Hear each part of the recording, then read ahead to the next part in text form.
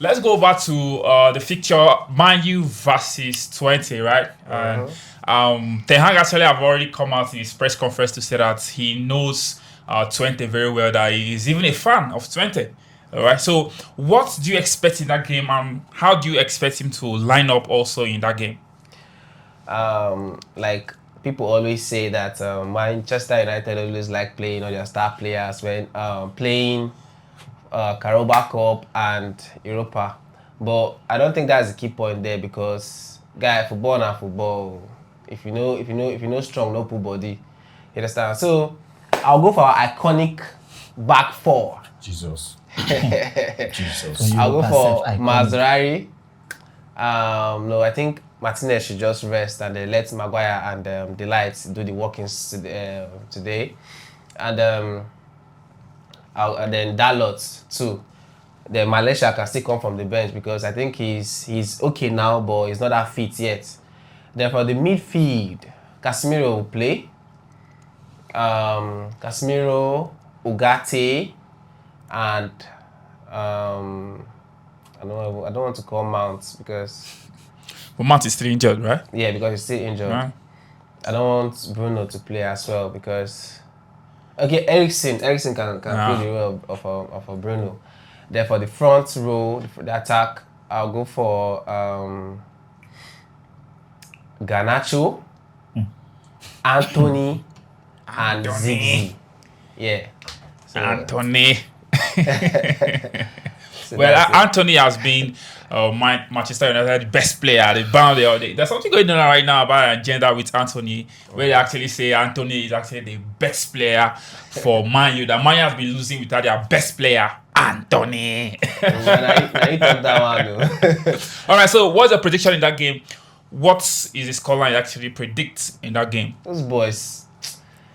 Look, I don't want to underrate anybody, you understand? But I think we're gonna trash them 8-0 to none. 8. No cap. Your biggest dream.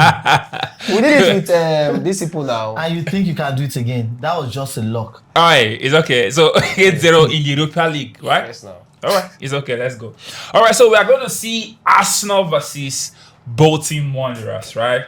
And in that game, I felt like it's going to be a revenge for Arsenal because Arsenal is going to pounce on Bolton. I'm so sorry. I'm telling you to stop using the word revenge. Okay. All right. So, how do you see that game as an Arsenal fan? How do you expect Arsenal to actually line up in that game, considering the fact of the injury we had already, and even on Sunday, he actually, gets bigger. I saw the likes of Timbers of that game, Calafirat of that game, and also Raya walking out from the stadium, and he had already bandaged in his leg. So, what's your expected lineup in that game? So Arsenal versus Bolton, I think it's going to be a game of opportunities, like for us to give players that have not been seeing playing time the chance to perform. So I think we're going to see the likes of Neto. Neto is going to start and goal for me, for us. Sorry. And in the right back, I think Ben White has to start. For that experience and stability in the midfield. The defense. Then in the centre back, Centre back. Currently, I think we don't really have much option in that centre back option. I will still go with either Kiwior and Gabriel. Then in the left back, I think Skelly is going to start. Then in the midfield position, we're going to have the likes of Jorginho and Pate and Nwaneri. Yeah, I think Nwaneri has to start. It's a must for me. Tomorrow, if I'm going to watch that match and if I don't see Nwaneri in that starting lineup, I won't watch that match seriously because they need to give that boy a chance. That boy is a very, very hungry player, so he needs to be starting in this kind of match, to boost his confidence. Then in the attack, Martinelli, I will start you as a punishment. You start, you understand? That's for me. Martinelli has to start. He needs that punishment, man. That guy needs to get back in form. Then in the middle, Gabriel, and in the left, I think Sterling. Yeah, sorry, in the right, I think Sterling is going to start. Yeah, Sterling is going to start. Yeah. Okay, so what's your expected scoreline in that game? Well, my expected scoreline is I think 4-0. Yeah, 4-0. It's okay. So we're going to move up quickly, and we're going to see Chelsea versus Brighton. And we've seen recently that Brighton has been on fire. They have not lost actually any game since the EPL, and this should be a kind of history for them, having a new coach coming into play, and he has had a good record of going into like 4 consecutive EPL matches without losing a match. And right now they're facing Chelsea, and Chelsea actually lost 1 game just to City, and they have been, without any loss since then. So we've seen also Brighton actually trashing Man U, giving it to them. We saw the boy Mitoma back on fire, and Joao Pedro also on fire. Welbeck actually on fire, blazing so hot, and last week he actually scored a very, very fantastic free kick. So right now, against Chelsea, as a Chelsea fan, how optimistic are you in that game? But you should know that Chelsea this particular season, we are not scared of anybody. That's heavy. We are back to our winning ways, and we are going to maintain that particular space for the period of time you get. So against Brighton, I don't think Brighton is anything for us to get worried about. Rather, what we should be thinking about is our next match after Brighton, because we are definitely winning that game. So, and with the likes of Jackson now picking up a very good form, like you could see how he scored against West Ham, embracing 2 goals, and also being so, let's just say, fast, unlike other games that you have to slow down when it comes to going into the box, you understand, to get the goals. So I think he's improving, and I think he's going to still maintain that particular strength. He's going to score a goal against Brighton. And also we could see how Sancho was able to dominate. Starting for Chelsea was not a bad idea for our coach, and he actually delivered too.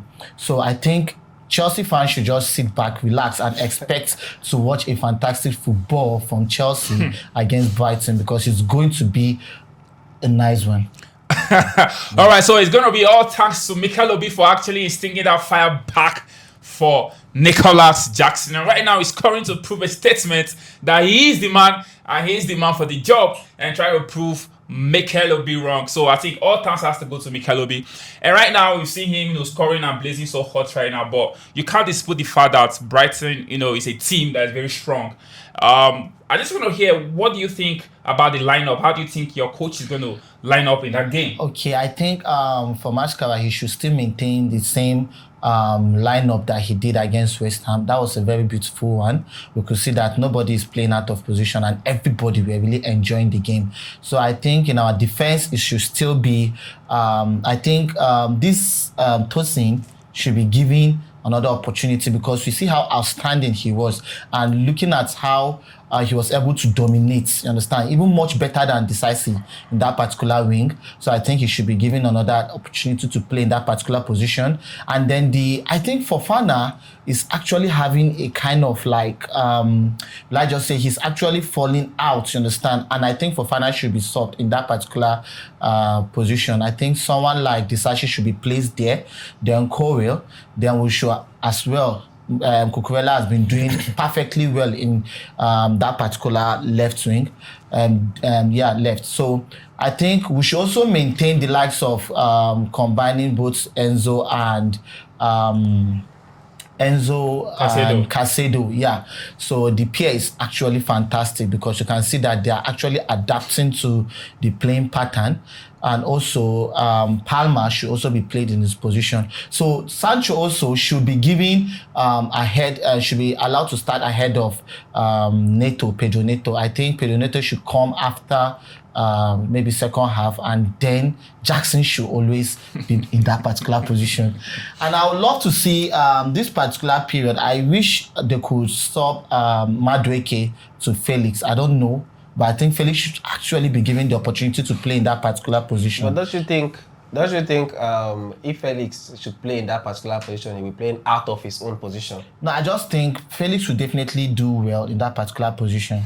I feel. Where is Felix's position? Like, where does Normally, Felix play? I don't really know where that boy plays actually.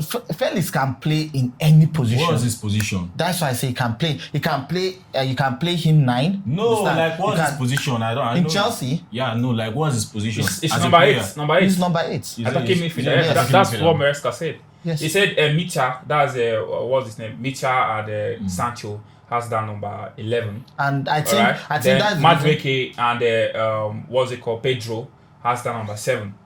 Alright, then Pedro and Palmer has that attacking midfield. That's what he said. yeah. Yes. But when he was in Atletico Madrid, I think he plays more in the flank. Like you hardly see him in That's the why I midfield. say most times you notice that Felix is just everywhere.